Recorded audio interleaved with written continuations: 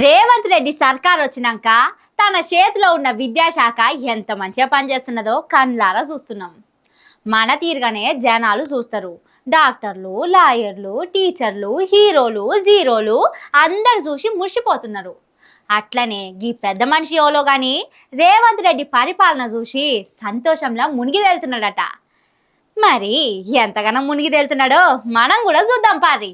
ఒకటి నేను ఏమంటున్నంటే కేసీఆర్ గారు ఉన్నప్పుడు లక్షల రూపాయలు పెట్టి ఒక్కొక్క విద్యార్థికి 1,25,000 రూపాయలు పెట్టి మంచిగా ఇచ్చినటువంటి సందర్భం.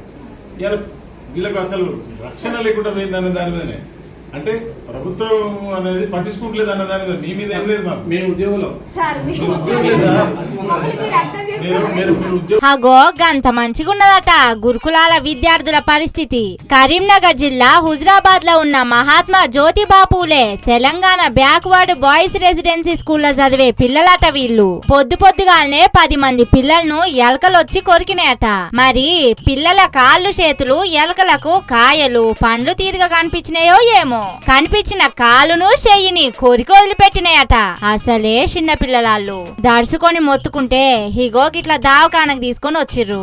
అక్కడ అందరినీ చూసి ఎవ్వలకు ఏం కాకుండా చేసిండట డాక్టర్లు. ఆడ ఉన్న ఓ పెద్ద మనిషికి గురుకులాల తీరు చూసి కడుపు మండినట్టున్నది. కేసీఆర్ కాలాన్ని యాది తెచ్చుకుంటా ఎట్లుండే గురుకులాలు ఎట్లయిపాయే అని వార్డెన్ మేడంకు చెప్పిండు. సరే ఎలకలు గరుస్తే ఏం కాలేదు కావచ్చు గాని అదే విషమున్న పాములైతే ఇంకెట్లుండేది. అప్పుడు కేసీఆర్ ధైర్యంతో అయ్యవ్వలు పిల్లలను గురుకులాలకు పంపితే ఆ ధైర్యాన్ని ఆగం చేస్తున్నాడు రేవంత్ రెడ్డి అన్నట్టు మాట్లాడిండు.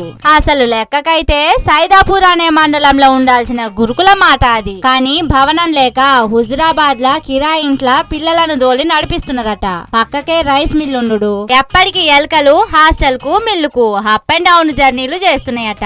వాటి దారికి అడ్డం వస్తే కొరికి కోపం సల్లార్పుకుంటున్నాయట. అందుకే ఎట్లుండే గురుకులాలు ఎట్లయిపాయే అని బాధపడుతున్నాడు పిల్లల తీరు చూసిన ఓ పెద్ద మనిషి.